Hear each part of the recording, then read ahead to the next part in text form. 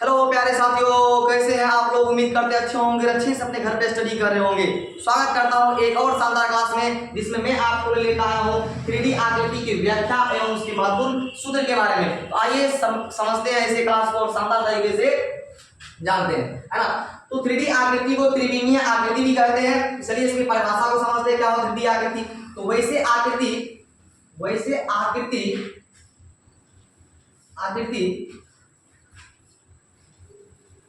इसमें लंबाई,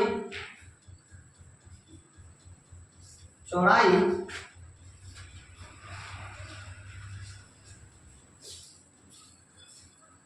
और ऊंचाई, उन्हें हम क्या कहेंगे, तो 3D यानी त्रिविमीय आकृति कहते हैं। उदाहरण स्वरूप कुछ आकृतियां हैं, आइए समझते उसको भी। वो क्या हो जाएंगे, आकृति का नाम घन, और आपको दिख जाएंगे घनाभ, बेलन, शंकु, गोला, अर्धगोला भी है, इत्यादि कर देते ताकि आप लोग और आकृति समझ सकते हैं, है ना। आइए इसकी विशेषता के बारे में बात करते हैं। वो आकृति के नाम हम बता चुके हैं, आइए उसकी, है ना, विशेषता यानी विशेषताएं क्या है ना 3D आकृति का। साथियों ये क्या होता है, तो ये होता है वास्तविक ठोस, है ना। मतलब 3D आकृति क्या होते हैं, तो वास्तविक ठोस होते हैं, है ना। वास्तविक ठोस होते हैं, है ना। इसे इन्हें हम स्पर्श कर सकते हैं। इन्हें क्या कर सकते हैं हम, इन्हें स्पर्श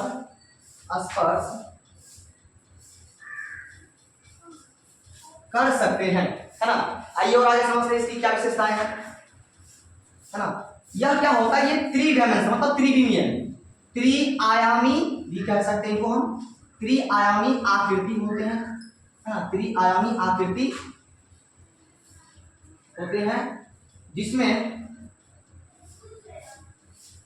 लंबाई, चौड़ाई और ऊंचाई होते हैं, ठीक है प्यारे साथियों। और इसकी कुछ विशेषताएं हैं, है ना। ये क्या होते हैं, तो इनकी सतह यानी इनकी सतह वक्र और घुमावदार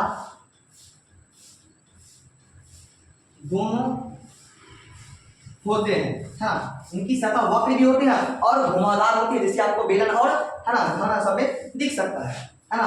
और इसमें क्या होता है, इसमें शीर्ष की, है ना, इसमें शीर्ष होती है। इसकी विशेषताएं क्या है, शीर्ष है, तो जहां 2 या 2 से अधिक क्या हो, तो 2 या अधिक, 2 से अधिक फलक या सतह मिलकर क्या बनाता है,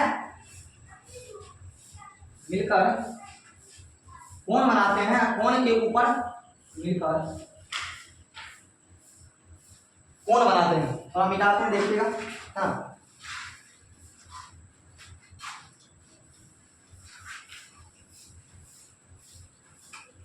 मिलकर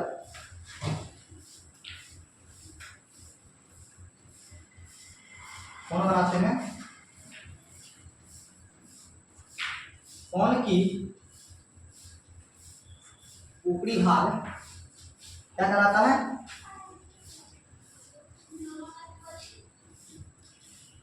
शीर्ष कहलाता है। प्यारे साथ इसमें क्या होता है, इसमें किनारा होता है, किनारा। तो 2 या अधिक फलक मिलकर, है ना, एक क्या बनाती है, रेखा बनाती है, रेखा बनाती है, जिन्हें हम क्या कहते हैं, किनारा कहते हैं। इसमें क्या होता है, आयतन भी होता है। इसकी विशेषता क्या है, ये आयतन को भी निर्धारित करता है, याद रखिएगा। आयतन क्या होता है, तो फलकों द्वारा घिरे गए सतह जो होता है ना, सतह की जो मात्रा होती है उसकी आयतन कहलाता है। याद रखिएगा इतना, है ना। बाकी हम सब आकृतियों के बारे में डिफाइन करते आगे, है ना, ताकि वीडियो उतना लंबी ना हो, आपको भी आसानी समझ में आ सके, है ना। आइए घन के बारे में समझते हैं, घन क्या होता है ना। घन को हम लोग इंग्लिश बोलते हैं क्यूब। तो घन की ये आकृतियां हैं, ऐसा तो थोड़ा गौर समझिएगा, है ना। घन में क्या होता है, तो इसकी सतह क्या होता है, तो पहला कौन सा हमका सतह क्या होता है, तो सतह वर्गाकार होता है, याद रखिएगा। इसकी सतह क्या होता है, वर्गाकार होते हैं। अगर सतह वर्गाकार होता साथियों, तो सतह की संख्या कितनी होगी, तो सतह की अगर संख्या पूछे, सतह की संख्या, तो बोलिएगा कितना होता है, 6 होता है ना। और इसमें क्या होते हैं, तो सतह की संख्या हो गया शीर्ष, तो आप 3D में शीर्ष के बारे में सुने होंगे, तो शीर्ष की अगर संख्या पूछे तो बोलिएगा कितना होता है, 8 होता है। ठीक है, और भी कुछ होते हैं ना, हाँ, तो सब शीर्ष ये सतह हो गया, सतह या फलक साथियों एक ही है ना। इसके साथ होता है किनारा, किनारा की संख्या पूछे तो किनारा की संख्या कितनी होती है, तो किनारा संख्या होता है 12। अब समझते हैं शीर्ष क्या है, तो साथियों ये आपको दिख रहा होगा 2 3 4 5 और 6 7 8, ये हो गया शीर्ष आपका। अगर किनारा पूछे तो चारों सतह से आप उसके किनारों को गिन सकते हैं। फलक क्या पूछे तो आप ये 1 है ना, ऊपर ये इधर से 1 हुआ, अंदर से 2, दायां 3 4, नीचा 5, ऊपर 6, ये हो गया उसकी सतह की संख्या। ठीक है, आइए इसकी सूत्र के बारे में बात करते हैं। तो घन की अगर पूछे आपको वक्र पृष्ठ का क्षेत्रफल, वक्र पृष्ठीय क्षेत्रफल, साथियों जहां वक्र पृष्ठ का मतलब इतना एरिया को हम लोग देख पाते हो होता वक्र पृष्ठ का क्षेत्रफल, वो होता क्या, तो घन में वक्र पृष्ठ का क्षेत्रफल होता है 4 गुना भुजा स्क्वायर, है ना। अगर आपको पूछता क्या संपूर्ण पृष्ठ का, संपूर्ण पृष्ठीय क्षेत्रफल, तो साथियों जिसको हम लोग नहीं भी देख पाते नीचे ऊपर दोनों को ऐड कर देंगे, ये हो जाएगा 4 यानी 2 जुड़ जाएगा तो 6 गुना भुजा स्क्वायर। ठीक है, और घन की हम लोग आयतन की अगर बात करें तो आयतन हो जाता क्या होता है, तो भुजा क्यूब हो जाता है, क्योंकि यहाँ पे लंबाई चौड़ाई सब क्या होता है, आपकी लंबाई ये चौड़ाई ये ऊंचाई, सब लंबाई के और चौड़ाई के बराबर, तो सब भुजा बराबर, तो लंबाई और चौड़ाई और ऊंचाई आयतन हो जाएगी भुजा की।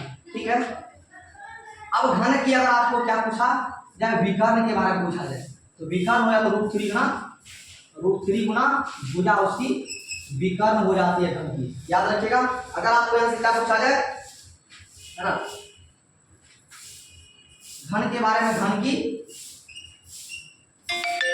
भुजा के बारे में पूछा जाए, तो भुजा की आप क्या कर सकते हैं, सिंपली आयतन से, है ना, तो रूट अंदर में क्या कर सकते हैं आप, है ना, भुजा की रूट अंदर में आयतन लिख सकते हैं, पेयर बना के, इससे आप क्या निकल जाएगा, उसका भुजा निकल जाएगा। चलिए अब अगला आकृति के बारे में वो बात करते हैं। अब जो आपके सामने अगली आकृति है ना, 3D आकृति, वो क्या है, वो है घनाभ, है ना। घन से मिलता जुलता आकृति क्या है, घनाभ है। आइए घनाभ के बारे में समझते हैं, घनाभ क्या है। साथियों घनाभ भी एक 3D आकृति है ना। अब घनाभ की सतह के बारे में बात करिएगा तो सतह होता है कैसा, तो घनाभ का सतह होता है, इनकी सतह के बारे में बात करें, सतह होता आयताकार, याद रखिएगा, आयताकार सतह होते हैं घनाभ के, आयताकार सतह होते हैं। अब जब घन से मिलता जुलता है तो इसमें भी सतह की संख्या कितनी होगी, सतह की संख्या 6 होगी, है ना। और शीर्ष की संख्या कितनी होगी, तो ये भी संख्या होगी, इसमें भी 8 होगी, है ना। और किनारा कितना होगा, किनारा भी इसमें भी कितना होगा, तो 12 होगा। याद रखिए ये लगभग दोनों घन समान ही होता है ना। और इसमें क्या होता है, इसकी सूत्र के बारे में बात कर लेते हैं। तो साथियों इसकी सूत्र जो होगी, तो इसमें लंबाई ये क्या होती है, इसकी भी लंबाई होगी, ये चौड़ाई होता है, ये वाली एरिया, इसको भी बोलते हैं, ऊंचाई h बोलते हैं, है ना।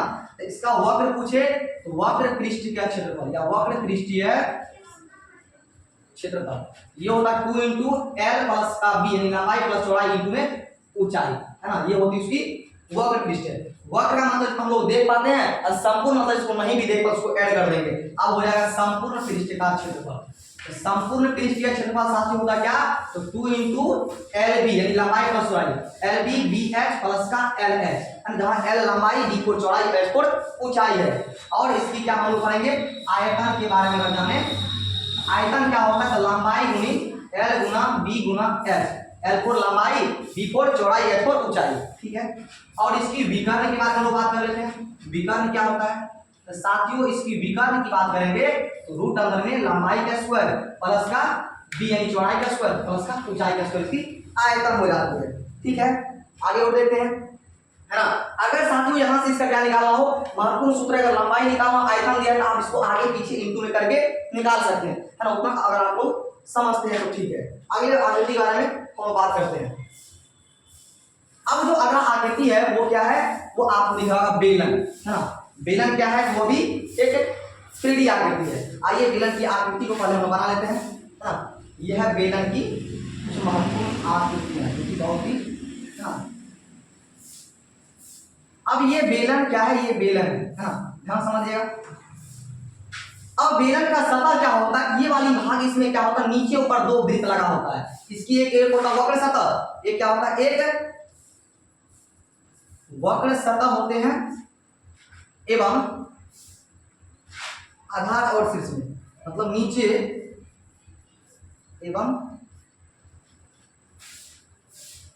ऊपर, दो क्या होते हैं, वृत्ताकार सतह, याद रखिएगा वृत्ताकार सतह होते हैं कुछ इस प्रकार, उसके बारे में आप लिख सकते हैं, है ना। अब आइए इसके बारे में हम समझते हैं। अब ये दो वृत्त लगे होते हैं नीचे ऊपर, आपको दिख रहा होगा, है ना। ये इसको हम लोग ऊंचाई h बोलते हैं, है ना। ये उसकी ऊंचाई हो जाती है और यहां से भी इसकी क्या होती है, ऊंचाई h होती है। इसको रेडियस r बोलते हैं, है ना, ये भी r होता है, ठीक है। आइए बेलन का सूत्र के बारे में बात करते हैं। तो बेलन की वक्र पृष्ठिका क्षेत्रफल, बेलन की वक्र पृष्ठीय क्षेत्रफल वो होता है 2 पाई r h, क्या होता है, 2 पाई r h हो जाता है, ठीक है।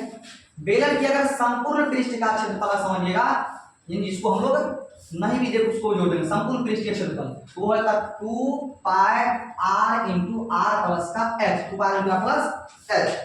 और बेलन की अगर आयतन की बारे में बात करेंगे हम लोग, आयतन क्या होता है ना, जो इस वस्तु की मात्रा दर्शाता है ना, वो होता है पाई r स्क्वायर h, क्या होता है पाई r स्क्वायर h हो जाता है, ठीक है प्यारे साथियों। तो ये कुछ महत्वपूर्ण सूत्र जो हमें बहुत ही जानना जरूरी होता है। आइए अगले आकृति के बारे में बात करते हैं। तो वो अगले आकृति कौन से है, वो आपके सामने है शंकु। प्यारे साथियों शंकु को हम लोग बेलन से ही निकालते हैं। आइए आपको थोड़ा इसमें ट्रिक से समझाने का प्रयास करते हैं। अब यहाँ आपको दिख रहा होगा एक बेलन, है ना, एक बेलन दिख रहा होगा। अब बेलन में क्या होता है, तो बेलन को आप यहाँ से इस तरह आप कट कर लीजिए, तो ये वाली एरिया आपको दिख रहा होगा, ये वाली पोजीशन, ये क्या होता है, एक शंकु होता है। ये आपको ये बेलन है, ये आकृति का नाम क्या है, बेलन। लेकिन इसी में अगर इस खा के निकालते तो वो बनता है किस प्रकार की, ये दिख रहा होगा आपको शंकु, है ना, ये शंकु है ना। आइए समझते हैं शंकु बारे में, है ना। तो शंकु क्या है, तो हम सिंपल बोलेंगे 3D आकृति है। शंकु में एक वक्र सतह, एक क्या होता है सतह, वक्र सतह होते हैं एवं क्या होता है, एक क्या होता है, एक वृत्ताकार सतह होता है, वृत्ताकार सतह। इतना तो आप लोग जान सकते हो, लिख सकते अपने से भी, है ना। आइए और सरल तरीका से इसको समझने का प्रयास करते हैं, है ना।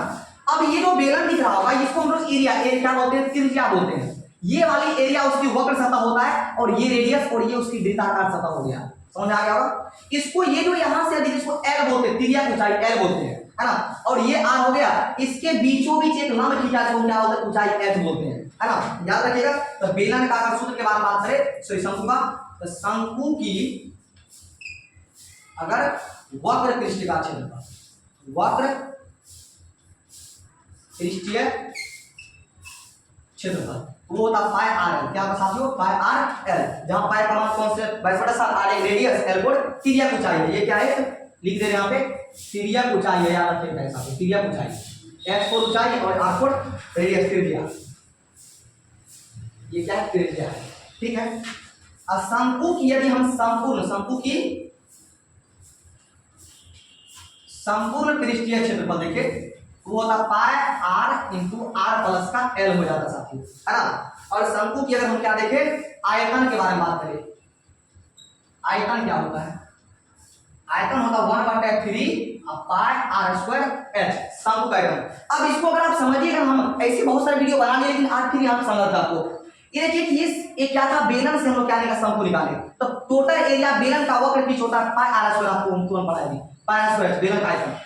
तो अगर इसका तीसरा भाग एक शंकु निकालता है तो आप 1/3 से आप क्या कर दीजिए, इसको गुणा कर दीजिए, तो आयतन क्या बन जाएगा इसका, शंकु का बन जाएगा pi R square, 1/3 pi R square H शंकु आयतन हो जाएगा। ऐसे भी आप इसको आराम से याद रख सकते हैं। आइए अगले आकृति पर हम लोग बात करते हैं, है ना। अब लोग अगला आकृति, उसका नाम क्या है, वह आकृति है गोला, है ना। अब गोला का एग्जांपल आप किसी फुटबॉल से ले सकते हैं, है ना, फुटबॉल देखे होंगे, वो गोला का आकृति है ना। अब गोला क्या होता है, तो गोला एक सरफेस एरिया, मतलब एक ही क्या होता है, वक्र सतह होता साथियों, एक ही सतह, वक्र सतह होती है। है ना। आप इन्हीं वक्र सतह में गोला में लंबाई चौड़ाई ऊंचाई सब कुछ समझ आता है, ये समझते गोला है आकृति कैसा होता है।